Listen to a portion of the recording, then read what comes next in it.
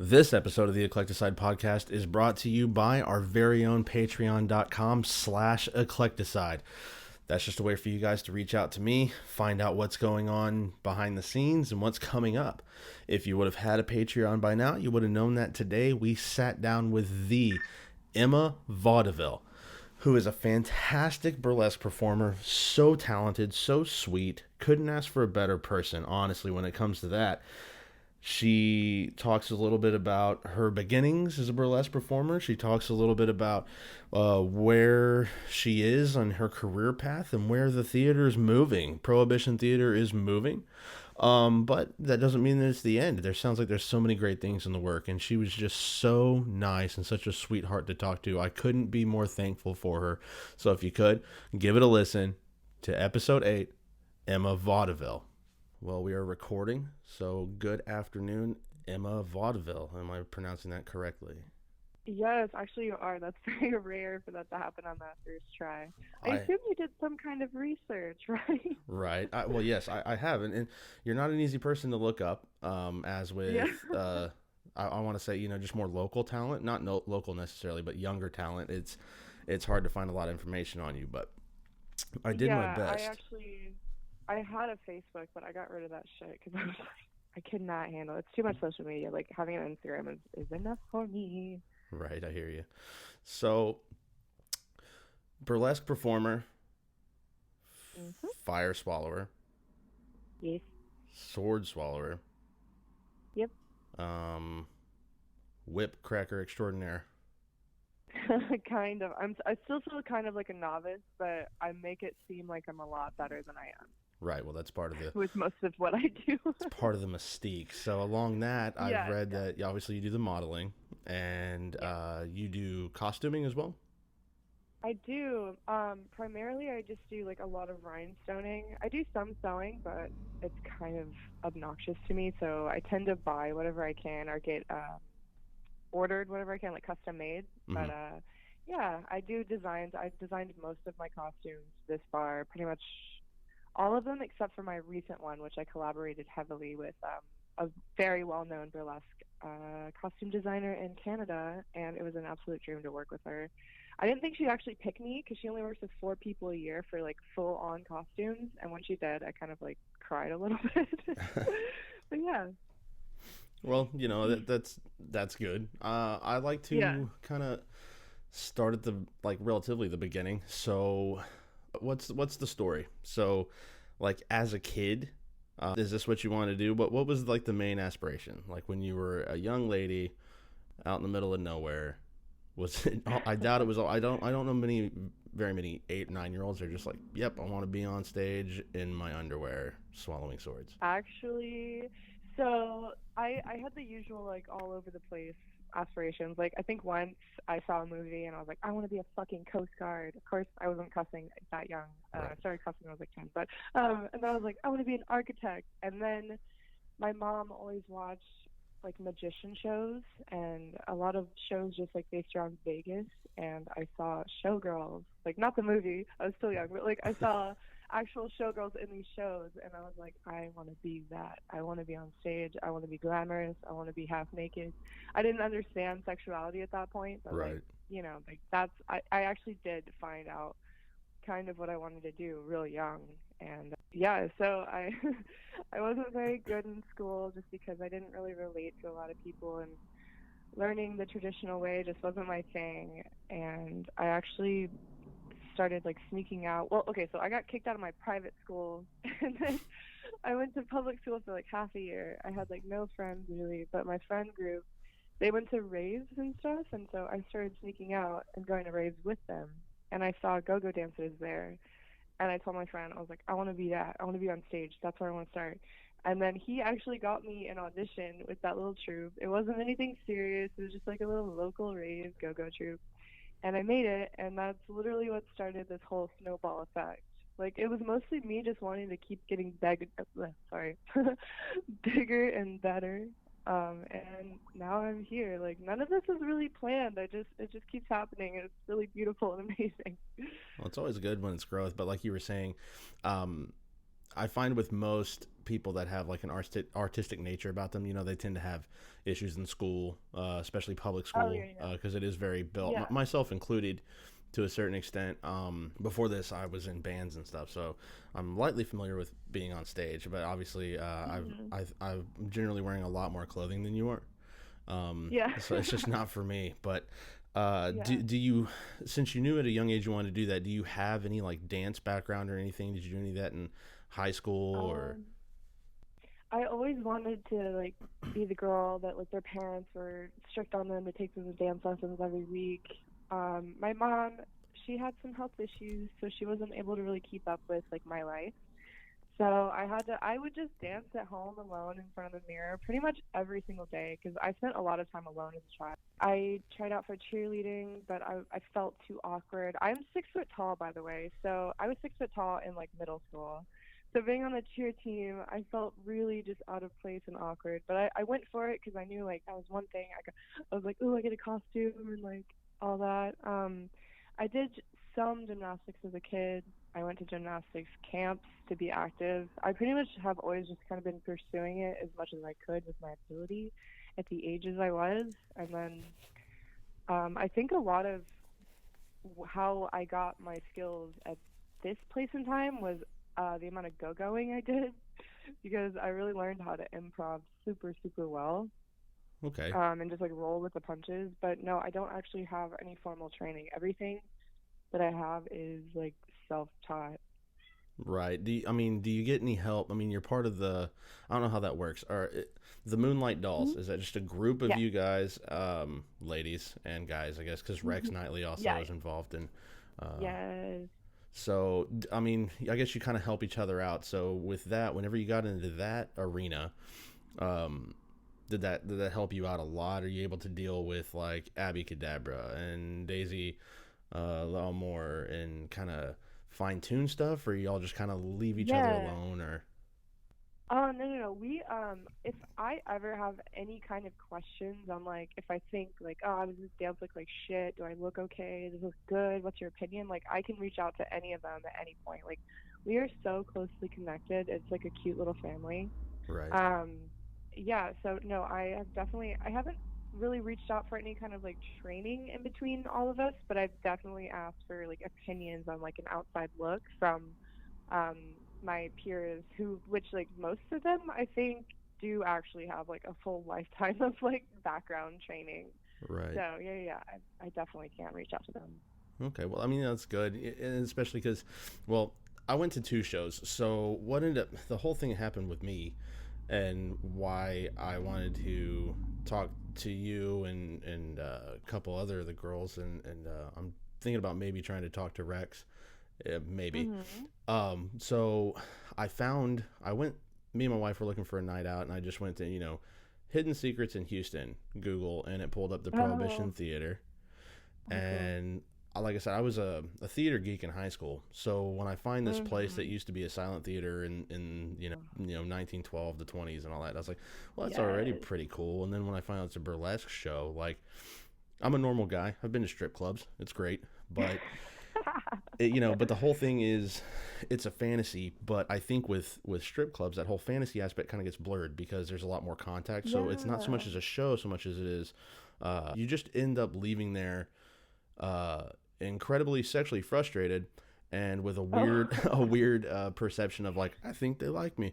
So Oh yeah. the burlesque thing was and is better for me after the show. Is I've always told my wife, I'm like, no, this burlesque thing's great because it's theater, it's sexy, Yeah. but there's no issue of like where a line is. It's 100%, it's a Yeah. show. So we Definitely. we hop on that and we go. And so me, my Hmm. wife, and a couple friend of ours, we all go, and we bought the tickets for the Tales of a Hard Nut, which was Oh. y'all's rendition of the Nutcracker, which was the best rendition of the Yes. Nutcracker I've ever seen. But Oh my gosh, thank you. we were in the second row of tables for that, and after a Yeah. lot of absinthe drinks and beers and stuff, we ended up staying for the fetish show after. Um, Oh, which awesome. honestly is what I wanted to see to begin with, but I didn't want to be like weird to Yeah. our couple friends and be like, no, Yeah. I want to see the leather and stuff if we can do that. But Uh-huh. when they got excited about it, I mean, it was just, I tell anybody, if you have a chance to go to the shows, I mean, just be prepared to stay for two, if it's something like that. But Yes. how does it work separating, like, how does it work separately, rather? So you're working on Tales of a Hard Nut, you're working on, like, a feature, right? And Mhm. then you have, like, the fetish show, which I'm sure is more like, okay, Abby's doing this, Daisy's doing this, Kara's doing this, and Emma's doing this, where y'all kind of have you have a theme, but you're probably the ones making that dance versus the Tales of a Hard Nut. Like, how do those Yeah, differ? primarily. So the later shows typically are more, I don't even know how to explain it. They're less structured as our feature shows, of course. As a soloist, I do all of my own shit Okay. every single show for the most part. I mean, with the Tales of the Hard Nut, I played kind of a character that I have been playing for like the past 4 years now. Is the Rat Queen. She started as Ratchet. We did have a Rat King at the start of the run, but finally it was just me. So yeah, I had to be that character, but I made that whole act. I picked my song, and everything.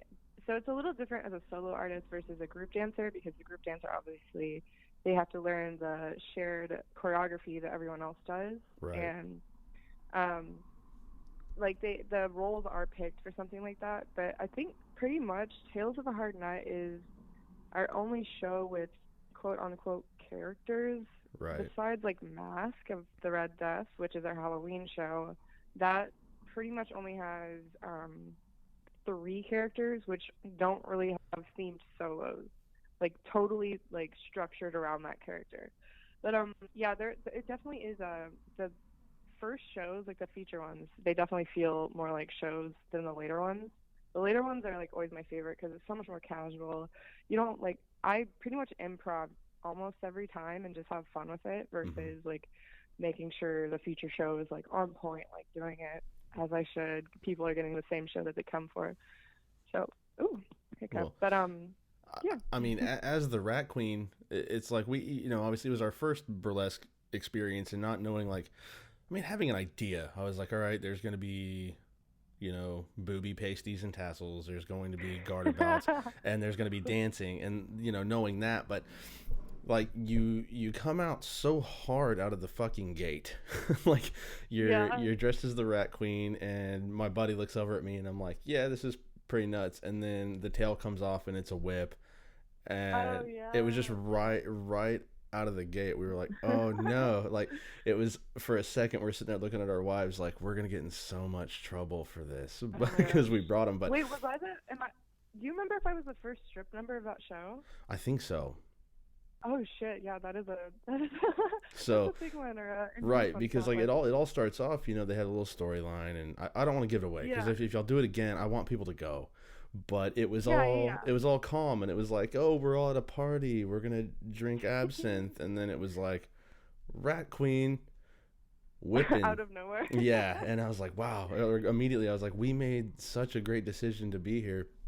Um, Oh, that's great to it was hear. fantastic. But I will say, staying for the fetish show. So if I remember correctly, that I guess you did the Billie Eilish song.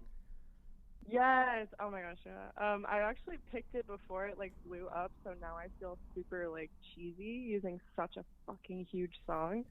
My wait, both shows actually. That I sound like such a fucking fan. The Rat Queen number, I used a Billie Eilish song too, but that's been the same number for 2 years. So I've Okay. been a fan of her for a long time, but it's like it's weird because she's 18 and I'm a stripper basically, Yeah, I'm not even but sure like if a she's classy stripper. 18. I don't even think she's 18. I think she's She just 17. turned 18 this month. Okay, so it's I know safer. that I for a was gonna fact. ask you about that too because I was a grown Yeah. man, and I was telling my friends at work and stuff. I was like, yeah, no, it was amazing. I mean, I was like, I work with my hands a lot. I work outside. I'm a land surveyor, so but I also do a lot of Oh. metal working. in my garage. So I'm like, dude, she pulls out this angle grinder in the middle of a Billie Eilish song and just starts shooting sparks all over the place. And they're like, do you, Yeah. and my buddies asked me, like, you feel weird? Like you're like into this and you were listening to Billie Eilish. I'm like, honestly, I really wasn't paying attention to the song. I get the tone. The tonality is fantastic. Yeah. But you can tell that y'all are putting so much thought into it and so much work, you know. And did I have the green boots in that number though? Emma, I'm not gonna lie to you. I wasn't really paying too much attention to your shoes. Oh yeah, you were drinking. Damn. Well, okay. it's not even the exactly. It was the drinking. It makes more sense. It was the drinking to an extent, but I'm not much I'm not much of a foot guy. So yeah. Okay, I feel you. Right, and for the fetish show, we hooked up with the, I don't know, I guess some of the management there. So they saw us leaving the Tales of a Hard Nut, so they ended up giving us front row for the fetish show. Sick. So cool. I probably saw you and I didn't even know it. Yeah, no, I'm a husky bearded fellow, but I'm sure you've seen that all the time. But yeah, so being front row, like second row was great. Front row, like Daisy did her She Wants Revenge number. And, oh my god, I love that song. Oh, well, me too. I love She Wants Revenge. I've seen them live, I think twice, and nice. And I was fine. Like I was like, man, yeah, this is still really good. But then she got in my face and she does the whole like I want to fucking tear you apart thing. Yeah. And my wife like locks eyes with me. I'm like, I'm sorry, I don't know what's happening here, but it's just my thing with that is it's so overly sexual, overly artistic. What's the line? Like, do most of y'all, you see, like, most of y'all don't strip, I'm assuming. So I would imagine there's a hard line there. Like, what's the line between the sexuality between like a stripper and a burlesque performer? Like, where are you saying like, this is fine, this isn't? And I mean that with like in the most respectful way. No, yeah, I get it. I honestly, in the whole burlesque industry, doesn't really seem like there necessarily is a line. Now, there is more of the on-stage presence and the theatricalness of it, if that is the right way to say that, and like less of like lap dances and stuff. But honestly, like I've seen a lot of burlesque performers like get on people and like bring people on stage and give them lap dances, and it's a little like more exuberant than like trying to like seduce a little bit. Like it's all a show. I think our line specifically at Prohibition is that we just have like a different kind of audience that comes in. We don't have like the typical burlesque scene audience, so we tend to keep it a little bit more tame, on the tame side. I mean, you've seen the show, so it's not as tame as it sounds, but I've definitely been in other shows and like done and seen way farther than at Prohibition. But yeah, we keep it a little bit more held back just because there are a lot of like first timers. We get like every show there's always someone that's the first time, and we don't want to like scare them basically out of like the whole burlesque. And I think that's just like kind of the whole look we're trying to keep with the theater. But I mean, it just depends what show you go to. You might see some a lot crazier. But, right. I mean, the fetish show was definitely a lot more audience involved than Tales of a Hard Nut. Oh, yeah. But we used to have a lot more audience involvement in our later shows. Like, I used to do a Pink Panther number, and I would literally run around and, like, physically mess with people. I'd take, like, their shoes. I'd take their phone. I basically just caused a fucking mess. But people started to just get, like, way too drunk, and we had some, like, altercations, and, like, it would just be sketchy. And so we kind of had to turn that a little bit. Well, the theater definitely does like a really good job, in my opinion. I like being able to, especially when I like see dress code, the area of town, and I'm like, okay, like we're good to go here, you know. Especially they keep, you know, close tabs on that, and then of course at the beginning of the show, Rex come out and does this whole thing. He's like, hey, don't touch these people.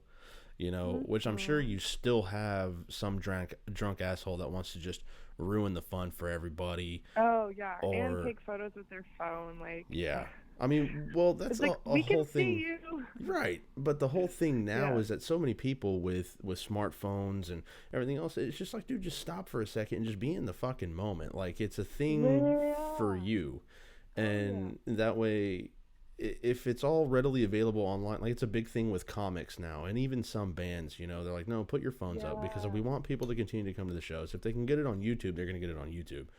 But I mean, Exactly. you have some of your That's why performances on YouTube, but it's like 30 seconds, a minute and they're a not. half. Yeah, they're not full on. Yeah, I have actually most. Well, not most. I have a lot of my full performances on my YouTube, but they're on private and they're just to send to like bookers or like I Right, of have some course. of them on my Patreon too. Yeah, Well, the other because thing too is some of my Patreon. people don't Go ahead. understand. People don't understand too. You can watch it on YouTube. You can watch it on the internet, and I have seen your Patreon. Um, Mhm. and obviously you send those clips as well, but there's something about the environment, the situation Yes. that you're enjoying this. Honestly, obviously it's not an American art, because that's not a true statement, but Yeah. Yeah. Yeah. a portion of Americana that is Uh still huh. striving here, and you're involved in the entire experience. These people have put in a lot of time, Yes. and being there in the moment, it's so much different than just watching it on TV. I mean, anyone has seen Moulin Rouge and they're like, oh, that's cool, they're dancing around and stuff, but my Yeah. sister went to France and went to the Moulin Rouge, and she's like, no, until you're there Mhm. and you're sitting there and you have Yeah. 35 dancers doing their thing, you have no idea. Like, they can Exactly. try to do it as best they can. I'm trying to think here. What's some of the scarier situations or more of the annoyances that you have to deal with as a performer? Like, I know, like I said, I've been to strip clubs before, and their big thing is if you go to a place that's full nude and they say no touching, like I said, a lot of times you get those drunk chicks too that are there with bachelor Oh, the party, drunk girls are the worst. and they They get think they so can do handsy. anything. Yeah, it's nuts. Oh I my explain to god. everybody that's why bachelorette parties. I used to bartend. I was like, bachelorette parties are so much worse than Uh-uh. bachelor parties, because the Yeah, women, totally. they're trying to live out like an assumption or a fantasy of what they think going to a bar or going to a strip club is, and they're like, since Yeah. I'm a woman, it's okay, and I'm like, but Yeah, yeah. no. So, like, if you don't mind me asking, like, what's a horror story, like one that sticks out to you? You're just like, man, no, I can't handle that shit. Oh, nothing comes to mind right away. Like the worst experience I've had, just probably because I've repressed it, to be honest. But I've it's really lovely to talk to people after the show. But as it says in the show, don't touch the girls or da da da da. Like people will like grab me to get my attention, or like they'll tap me, or I don't know, I've had my arm grabbed so many times, and like I have anxiety, and sometimes I do purposely overreact to kind of scare people into realizing that what they did is kind of overstepping the line. I understand it to a point, like, yeah, like it's a common thing, especially like down south, to like make physical contact. But it's like, for real, don't touch eyes. Don't Right. like ask first. Like it's all about consent these days, and I think that should be really listened to. Other than that, actually recently, I had a guy when I was doing my leopard full whip number. I was whipping on stage, and this guy, he just makes a beeline to get on stage with me. I have no idea what his intentions were. He was stopped, like, basically, because my theater manager is a goddamn boss. But, Right. yeah, so I don't know what the fuck that was. Yeah, I was heckled, I think, one time. One man just, like, yelled, too slow, in that same leopard number, and, like, that's the point of the number. It's slow and, like, sensual and, like, a leopard. Um, and I don't know. There's been a lot. Honestly, working in the same place for 5 years, like, you kind of get numb to all of it. But, Right. Hey, I'm yeah. so sorry. Give me 1 second. My fucking Roomba decided it was time to vacuum. Hold on. That's fine. Out, but Jesus Christ. Uh, Okay. I'm home by myself. My wife went out of town to see her sister, so there's things Oh, that okay, she okay. normally remembers to do that I do not, and apparently the Roomba is one of them. Gotcha. But Oh, no. so, I mean, that's the thing is you're fortunate enough to work with what sounds like to be and what seems to be a good group of people that even if there were those instances that you have that. Now you do travel for, I do. this sometimes is like, is that stressful, less stressful, or would you say that obviously you're not treated bad at Prohibition or with the Moonlight Dolls because obviously you leave, but Yeah. if you're going somewhere like as a traveling act, is there just a certain level of respect that's understood? Like, okay, we're paying her to come here and to do this, or however it works. Is the vibe a little different on the professional side of it? On the professional side, no. It's always really super friendly. I'm always super welcomed. I don't think I've ever done a gig where I haven't felt like I was being taken care of, Um, it's always a little. I'm very shy, and I'm actually an introvert. So, like, coming into a room of a cast that they do this, like, they always work together, they always know each other. I always feel a little like, I don't know how to involve myself. Like, I'll just sit over here and wait for someone to talk to me. But I mean, it's not. I haven't really ever experienced anything like catty feeling, like, oh, who's this new girl? Who does she think she is? Kind of shit like that. But no, yeah, it's definitely not stressful for me to do new gigs. I mean, maybe if I'm doing fire in a venue that I haven't really had the chance to like feel out yet, um, then I might feel a little iffy. But I always request the time to, go there and maybe see what I need to look for. And I and obviously with fire, it's kind of a very important thing to feel comfortable. So any Yeah, I read producer has always understood. I read an interview with To Do Mm-hmm. or something Oh yeah. where Yeah. you, like I said, dude, I have to put in the legwork for this stuff sometimes. So it took me a minute, but I found something. And Yeah. so you were saying that as far as like formal training, like your stuff for sword swallowing, even the fire eating and stuff was still quite minimal. Like you dealt with like a Ringling Brothers Barnum and Bailey trained clown Uh-huh. who was kind of like, hey, Oh, this is Oscar. what, yeah, Oscar, you said is like this, but like I as still work with them basically, by the way. okay, no, that's good. We have Well, like a long-term friendship. It's amazing. Anyway, sorry to no, cut you not off. a dude. Hey, this is your show. I'm just guiding it, if you will. Cool. Cool.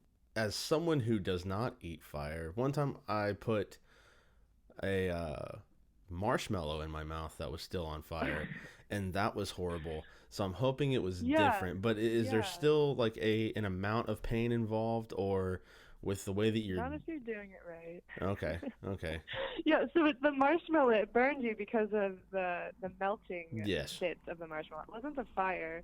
So that's the thing with the fire. Like with my torches, I actually have to make sure there's nothing like coming off of it. Like some of the Kevlar might be wearing off and like aging, because that's what'll really hurt you. If it like it's mostly if it hits the outside of your mouth. But no, fire eating, maybe if you've left your torches lit for too long, mm-hmm. the actual like bar of it might get hot and burn your lips, but your mouth is like the fastest fucking healing part of your body. Yeah. So like maybe for the night you'll have like a little bit of a scab on the inside of your lip, but the next day it's fine. The other fire like manipulation I don't know if you've seen it. You probably didn't get to see it, but I basically set like my limbs on fire. No, I have light not my seen leg that. on fire. Yeah. So I basically trace the torch up my leg and then on my arm, and I'm leaving fuel on the surface of my skin, and it is setting on fire.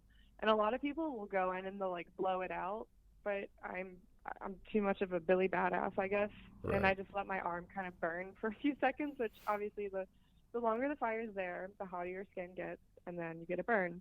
Right. So I do get temporary burns, but at this point, it seems like my skin is so used to it that it just doesn't like last. Because I remember 5 years ago, I'd be coming back in off of stage, and I'd just be like covered in red marks, and I'd be like soaking myself in burn gel. But maybe I've probably just gotten better at what I do, but it might have been a combination of both. But Well, how yeah, the long? fire mostly doesn't hurt. How long have you been doing the Do what? fire? How long have you been doing the fire and the sword swallowing? Because you've been with the Moonlight Dolls for almost 6 years. Yeah, no, it's just been 5 years on Halloween. Oh, okay, all right. So I've been doing fire. I haven't really kept tabs, but at least since like 2012. Okay, so a minute. The sword swallowing I learned, I think, a year after I started with Prohibition. So I think that was at 4 years. So this upcoming year will be the 5th year that I've been sword swallowing. Okay. Do you mind? How old are you? Or do you want to keep that tongue in cheek? I'm 25. You're 25? It's fine. Yeah, I'm 25. Yeah. Okay. I just turned 25 in November. You're a little younger than me, but it's still weird Yeah. because I'm talking to people who were born in the 90s. And Oh, yeah. I'm proud. I was born in 89 because I'm 30. Hey, But so nice. I was right there. But Yeah. so you're 25. So with the sword swallowing, I'm guessing okay, the closest I have to this, because I've never done anything like that. The closest I come to that was I had to learn how to drink an entire cup of water in one gulp. And Oh, what the fuck? yeah, you can find YouTube why? videos to do it. Well, because this guy that I knew when I was in bands, in one of my bands, bet me $150 that I couldn't do it. And so the first time I did it, I bombed. And I told him, I said, no, bullshit. Give me a week and a half, and I'm gonna do it. Yeah. Because God. the Man Show used to be on TV when I was a kid, and that was the dude. You know, you pour a jug of beer and anything. And the main thing there was if you can figure out how to loosen up your throat, so it is essentially a tube. The fluid will go straight down. Yeah. Is it a similar situation with swallowing a sword, since it is a solid? The breakdown of your explanation kind of sounds like it, but I think I would vomit if I tried to do that with the skill set that I have of sword swallowing. It is. There's not as much thought. I mean, at least to me, there's not as much thought to it as it seems. It's kind of like telling your brain to not think. It's so mind over matter, and the way I always explain to people how I kind of handle it is, if you've ever gotten tattooed for a long time, or even like, I don't know, like an hour, and you're starting to hurt, but you can't stop. So to keep going, you kind of have to zone yourself out and like mind over matter it, like think about something else, like get out of your body, something like that. Yeah, and, I'm the worst sitter. Yeah. I have a lot of tattoos. My wife, man, we went and got couples tattoos, which, you know, I get it. Aww. It's cliche, but I have a lot of them, and I like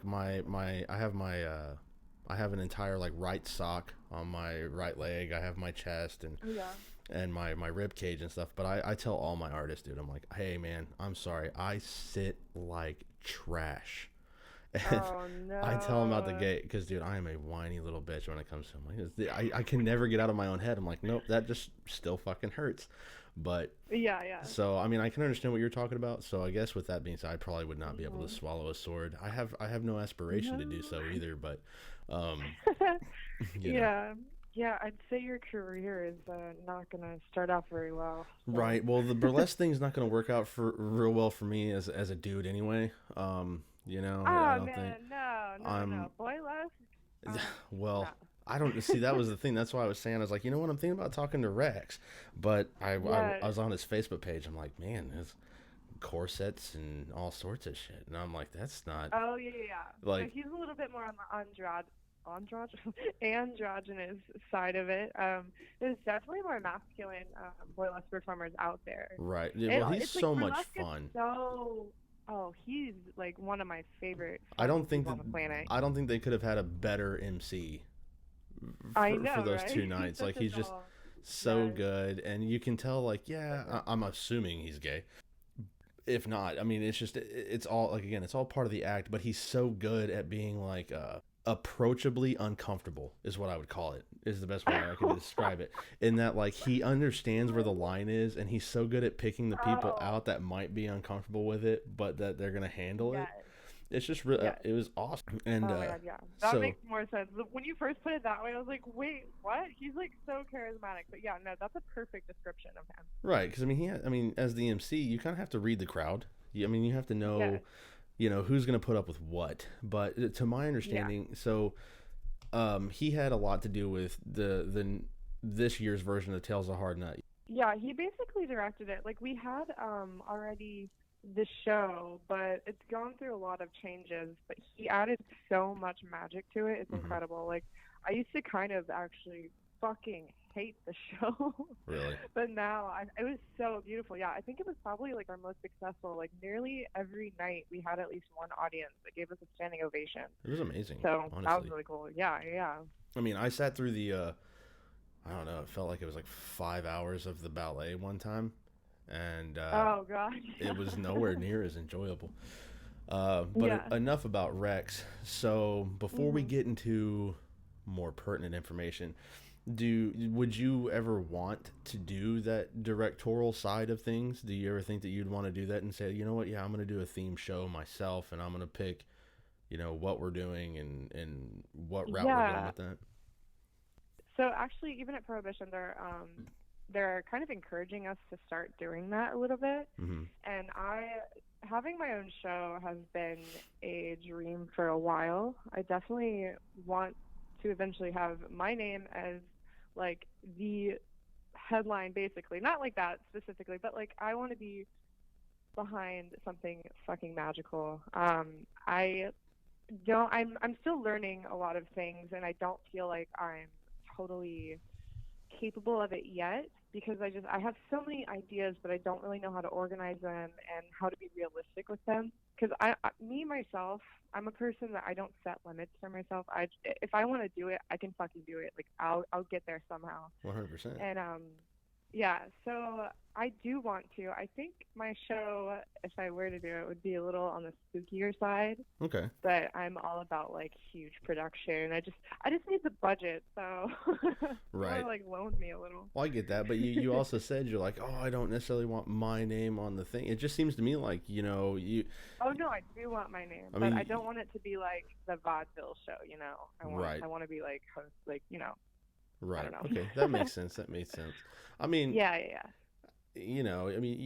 at this instance, you're essentially building a brand, and the yeah, brand yeah. is you, and it's Mhm. it's important to do that. I will tell you this much, that with the little bit that I've talked to you and stuff, that I would say when you have that show, not if, but when, I definitely would like to be involved in some facet. I want to have you back on, and we will definitely get that going. Yes, Because totally, I mean, totally. you're already kind of moving. I mean, your two portions of the show that we saw were like mine and my buddy's favorites, Oh, I was so surprised with him especially. yeah, I have my little things, and that's not a secret to most yeah, people. So yeah, they were just like, oh yeah, of course James is gonna like the fetish show, but yeah. um, even he was like enthralled. I have buddies of mine who haven't even been to Prohibition. My Uh, buddy Ryan I work with at work, I was like, oh, I'm gonna interview one of these Moonlight Dolls. He's like, who are you interviewing? I was like, it's Emma something or other, and he's like, you're uh, interviewing Emma Vauxdevil. I was like, yeah. yeah. He's like, I follow her on Instagram, and of course I'm like, Oh yeah, my but gosh. I told him, I made him feel bad. I was like, no, dude, you're kind of a perv because you haven't even seen her. You're just going on for photos, dude. It's weird. Uh, But he's like, really, man? I'm like, nah, I'm just kidding with you. But yeah, yeah, yeah. so Oh my goodness. y'all have been the Moonlight Dolls. Y'all have been doing your thing. Well, I guess the Moonlight Dolls have been involved for like they've existed for what, 7 years, I believe, yes, something 7 years. like They that. were over at the Galleria. The only reason I know that is because I'm trying to talk to Daisy, and Okay. it's responsive. I was trying to get her on today as well, but she has a photo Okay. shoot today. So, um, Gotcha. but she's been there for 7 years. Mhm. So y'all have been at Prohibition now for what? I guess how long have y'all been at the theater that we went and saw y'all at Prohibition? Uh, well, yeah. So we've been at ISIS at 5 years. I basically like when I started was the opening of the theater. So I've literally been here since the absolute opening. They took a pretty much like a year break, Hmm. almost a year break in between the Galleria to build out the theater because I actually I go-goed at that theater way long ago before it was Prohibition, and I got to see it before we added all that shit in there, and that stage was added, and like the something with the upstairs. I can't remember. It was a long time ago. I was a child, basically. Right. And yeah. So, oh God, where was I going? My train of thought. So yeah, basically I've been there 5 years. It's been open 5 years, and so it's like 5 years and 2 months Okay. Well, for see, it to be closing now. so I was trying to talk to the management of, I guess, what's the ISIS Theater is Yeah. what it is, and I was trying to talk to them too, and I wasn't getting a response. And then I followed them on Facebook, and then I followed the Moonlight Dolls, Oh and I wait, followed. so ISIS is its original name. We Right. have been the owners. So Right. Okay. So Prohibition. yeah. So, Yeah. and we dealt, and I dealt with them a little bit. And Mhm. then all of a sudden, the Facebook page changed to Prohibition Supper Club and Bar, and Oh. then yeah, and that was like Huh. the beginning of December, middle of December, I guess. And then right after that, if you were following on Facebook, you get this comment saying like, "Hey, after so many years, we're not going to be doing this anymore here, and we're leaving." So, what can you tell me about where you're going, and what can we expect for the following year and this new? Um, so we are moving over to East Downtown, EaDo. We're all pretty excited. It's, I think, going to be a better location for us in general. Downtown's gotten a little too hectic. We're moving into what was formerly known as Chapman and Kirby. We actually performed there for, I want to say 4 weeks, but my memory is not so reliable sometimes on dates. And so we're kind of already familiar with the space. However, it's not going to stay the way it is. We plan on renovating it, which is going to happen during the process of the year. For most of the renovations, we've been told that we're going to be open for, but like as of right now, we don't really know. Nothing's really solid, but they do plan on putting in a stage comparable to the one that was at Prohibition Mhm. at on Prairie, and then adding actually like a giant greenhouse to the top that's going to be open to people for seating or for brunching, and a grand staircase, of course, because we got to have that. Right. It seems pretty And the standard. oh yeah, I mean, half of our acts are choreographed at the fucking staircase, so. Hmm. So also conservatory is coming with us. I believe, I'm pretty sure they're going to be like kind of on the same floor as us, like in the same building, but on the back half of the building. Um, and we're hopefully going to have a really cool marquee looking sign. I think Sweet. that's fine for me to share, because it's all, yeah, I had to keep it on the DL for a few weeks, which was so hard to do because I was like basically mourning in silence. But no, after New Year's, like I'm very excited about the new place. The old theater, like while it is beautiful, haunted, and historic, it's just like there was so many problems with the building. So having this new place that kind of still, I don't know if you've been there, but it still kind of fits like the aesthetic of Prohibition. So it's I'm hoping for the best. I think it's going to be a really great place for us. Well, I think with the troupe that y'all have and the shows that you're doing, I don't really see it as having any problems. The main thing would Yeah, be yeah, not no longer being in like the true downtown area. yes. But realistically, it is easy to get lost through there as far as finding it's hard to get lost if you can't find a destination. That sounded stupid. But if you were just meandering around downtown, there's so many bars and so many restaurants and so Oh many yeah. things right there that if you didn't know what Prohibition Supper Club and Bar was, or Prohibition Theater, you just kind of Yes. walk past it, because you can just as easily go to Public Service, which is awesome, Oh yeah. or El Big Mhm. Bad, which is where we started off our night. So it's nice Yeah. that y'all are going to be more of a like a destination. You know what I mean? When someone Yeah. goes to you to see y'all, that's what they're going to do, and you make it more of a night. And I recommend to everybody, make it a night. You find a babysitter if you Mhm. have kids. You take your wife. You get Yeah. dressed up a little bit. Go have some expensive drinks, and then hold off, of course, because you got to have a bunch of absinthe whenever you're at the show. Uh, Oh yeah. Yeah. which was hilarious. My buddy Mike, I ordered an absinthe drink and my wife did, And my wife's like, I hate licorice. I was like, then why would you do this? So, Yeah, exactly. and I tell her, I'm like, Dad, I can't drink 2 of these. And so my buddy Mike's like, yeah, I'll have them. Long story short, six absinthe drink later. Like, this dude is just the smiliest motherfucker I've ever met in my entire life. And he's just into every little bit of it.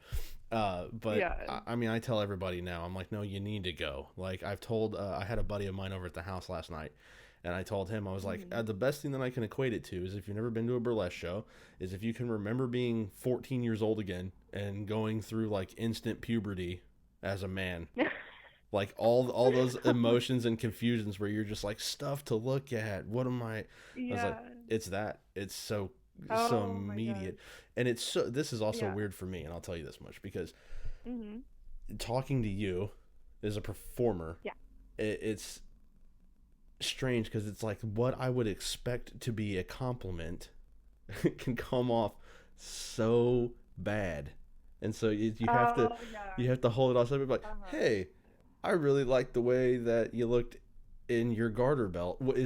I can't go to a normal woman to be like, hey, you know what? You look really good in stockings. But but for you, you're like, yeah, I love my stockings. Yes, yeah, exactly. That's how it's so like normalized in my life that like maybe, I mean, even if it has the connotation of being like a flirty kind of compliment, I don't take it that way anymore. I'm just like, oh yeah, sure. It's like as if I just like walked to the mailbox and someone was like, oh, your shoes are cool. It's like, oh yeah, cool. Right. Well, so like, that was the other thing too, is when I was talking to you, and any time that I have to reach out to a woman for an interview, like I'm always very like, all right, you get it, it's direct, and then you like retreat, let them send this, because you don't want to. Yeah. Like immediately when I told my wife, I'm like, I'm going to reach out to these girls. I'm going to try to get here, and I told her 100%, I was like, 100%, I'm not going to get any of them to meet me face to face. And I 100% understand that. And I was like, secondly, I was like, even if I get a response back, because I was like, there's some crazy fuck somewhere that has seen the show that it's like, that woman loves me. We shared a moment and I want to meet her. Yes, there is. There definitely is. I can tell you that. Yeah, I'm sure that's scary. Like, you have to worry about that. And I mean, if you ever have to address that, I can't imagine having to explain to someone and be like, man, like what you have just built is a construct of your own mental capacity, and in no way, shape, or form is this, Oh yeah. But so what's next for you? Like, where are you? Like, what are you working on? I'm actually currently working on a lot of out-of-town gigs. Okay. I've booked a few cities so far, which is really cool because I've only been at it for like a week. Okay. I'm waiting on a few others to get back to me, but mostly my motivation is just because like I'm unsure like how the renovations are gonna work out this year, so I'd rather just like play it safe, like, and get on the road. You gotta stay working. Wanting to do. Exactly, yeah. And I have been doing gigs out of town like a little bit this year, but I think this is my year to like really get out there and like really like put my foot in like the burlesque industry, the scene. I know I've been doing it for so long, but because of being at Prohibition solely, I'm not as out there as most other people. Is 5 years considered that long? Not in a rude manner, but like as far as like what is that? What's that time frame look like? Like realistically, I mean, well, I would go as far as say if you keep you keep your appearance up, you keep your body right, and you stay training. I mean, you could probably do it well into your late 40s. Totally. I mean, Madonna's not doing burlesque, but she's trying real hard to keep her body tight, and she's like 60 something. So she's all right. I know, right? And Cher. Oh, I just saw Cher live, maybe last year. She doesn't age. She's 73 fucking years old or something like that. She's still dancing in heels. I tell all my friends. Let's go. I tell all my friends this. I'm like, two women I would not turn down, and I'd probably fight with my wife over about it. Would be Madonna and Cher. Madonna just for the story, because I'd be like, yeah, she's not great to look at now, but it's Madonna. Right. Cher. Exactly, yeah. I understand that. And I would tell Cher 100%. Cher. I would do whatever she asked because I'd be like, yes, right? I was with the sexiest 70-year-old woman on the planet. Like, it doesn't make sense. No, But, it does not. It does so not. with you, so you're geared toward beating Cher out as the sexiest 70-year-old burlesque performer. No. Is the plan? Out of respect, I would never even try or assume that I could. Cher is like not even a human being, so it's just like that's an impossible goal. Well, then that's Just even kidding. better, I'm because actually you like a can huge just Cher fan. dive out at 69, and then it's Oh, funny. true, fair. See, Yes. Okay. that's great. Sick. We have it. That's my plan. Thank you, dude. No problem. That's I'm what not good here at for. planning my future, so Oh. yes. Okay. Well, you've But made it this as far. you said, like the 5 year thing, yeah. the 5 year thing, yeah. It's not really a long time, but for me, like I think I started at Prohibition. Well, I'm 25 now, so I started at Prohibition when I was 19. So I've had a lot of growth in my career. Like this place is where like my career pretty much started, like taking a serious turn. As like being an actual career, not just like doing it because I wanted to, like because it's a hobby or whatever. And also like just like growth and becoming some kind of an adult. I wouldn't say I'm a full adult yet. I definitely still feel like a 12-year-old most of the time. But and emotional growth and just all that. So it feels like a long time, but I know it's just the beginning. I'm also a person that's very hard on themselves for like, I got to be here at this age. Well, not like specifically, but I'm like, I'm right here right now. I should be where that person is, but they've been doing this for like 10 plus years on me. Like, I'm very forward thinking and like pressuring myself and like being like a perfectionist and shit like that, which is kind of emotionally straining, but I feel like it's been a good motivator. So I'm conflicted on if it's a good like character trait to have, but I mean it's been beneficial thus far. So Well, it most certainly yeah. is a great benefit to have. I've had this conversation with several. If I get promoted, right? I get promoted tomorrow. My immediate response to whoever my boss is I'm going to say, hey, listen here. I'm already looking to what's next starting today. Like, I'm not interested in sitting still. It doesn't benefit me. Oh, no, never. And in the entertainment industry, it's even more than that, you know? I mean, you need to be looking so far ahead and to understand that you don't even know what avenue you're going to end into. One of my first interviews on the podcast was with this actor and a friend of mine. His name's Randall Reeder. And the people on the podcast have already heard it. But he started off as a pro wrestler. He fell into that, you know, when he was a young man, and then that kind of faded, and then all of a sudden he's doing bit parts on Walker Texas Ranger, and then he's in this, and then all of a sudden, like, he's in 21 Jump Street, he's in Deadpool, and then just now he had a TV show that just came out, and so he's on Pureflix, which is like Christian Netflix, and he's the lead role on this show. And he's doing all this other stuff. I had no idea that existed. Yeah, it's a thing. It's a thing. Wow, weird. Okay. So there's no telling, you know, where you're going to move, you know, where your career path is going to go. Yeah, but, you know, I can always say that I was very fortunate to see you in your infancy of careerdom, as we will call it. Yes.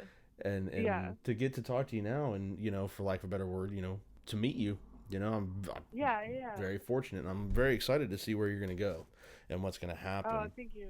So I'm sure this year, a lot of ambition. It seems that way. You know, I mean, I've seen your photos, and I've seen your websites, and I know there's a bunch of them, and I'm going to put them all up on the podcast page. It's gonna be on the Facebook, and so I'll cover you on that end. You don't have a Facebook anymore, but I'll get people going. I'll get people moving on this. Cool. Thank you. Awesome. So we're at about 53 minutes right now. So what I'm gonna go ahead and do is just, if there's anything that you would like to plug or mention right now, you can go ahead and do that, and then we'll just kind of mosey on out, because it's a Saturday and it is fucking beautiful outside, and I'm sure you have something going on tonight that you're going to need to get going to. So. Oh, no, actually, like, I would normally be working, and it's really weird, so I've just been cleaning all weekend because I don't know how to not, you know? Right. I don't know what else I would plug. I don't think I have anything, you know? There's nothing wrong with that either. Yeah. Well, cool. Oh wait, actually, not a plug, but I don't think I added in my email. I do have a big cartel store that I sell like photos and like other shit like that. and I do commissions. So if you just want to like type that in the thing, I don't know how to sell that for myself because I feel weird. Like, hey, buy pictures of me, please, so I can buy rhinestones. Well, But it's easy. I mean, that's easy enough because it's like that's part of your yeah, selling point on your Patreon. That'll be on yeah, there, which yeah. is patreon.com slash Well, vaudeville. And then yeah. what's the other site that you have where you're selling the costume and clothing stuff? Well, the Instagram for it, which is pretty much just kind of like a portfolio, is Vaudeville Sparkle. Uh-huh. But then I have vaudeville.bigcartel.com, which I can, after we get off the call, I can just email you those two. So Yeah, you have them please written do. down. Because anything that I can put on there that's going to help you, that's what I'm here Yeah. for. So, Thank you so much. well, then I guess, thank you Yeah. for your time. And then we'll wrap Yes, up the thank you for having recording. me. Anytime. Yes. Literally, text me, call me. Anytime I will Cool. have you on. All right? Awesome. All right. Awesome. Well, shit, yeah, dude, man. That was, in fact, party time. There you have it. Emma Vauxdevil. Burlesque performer, fire eater, sword swallower, all around fantastic woman, beyond talented, and she's going places, guys. So you can only say that you heard her and listened to her on the Eclecticide podcast, and you saw her on her websites and Instagram. All that information to contact her, or not contact her, but to get all the information about Emma Vauxdevil is available, obviously, on the internet, like everything else. Instagram, Twitter is at Vauxdevil, Vauxdevil. You can find her at her website, www.vauxdevil.com. She has a big cartel page. I'm going to get that information. That's also going to be on there. She has a Patreon. Patreon.com/vaudeville, Vauxdevil. If you don't know how to spell it now, it's because you're not paying attention, guys. I thank you so much for your time. I thank her so much for her time. And honestly, I look forward to a good future for her and to continuing our relationship. I hope that you really liked this episode. And if you did, please like, subscribe, share, whatever you need to do. Again, we have our own www.patreon.com/eclecticide. Love to have you. Love to see you. If I got to put a corset and stuff on like Emma does and take some photos for you, you know what? If the price is right, I'll probably do it.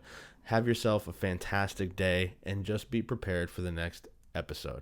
I love you guys. Shit, yeah. Dude, man.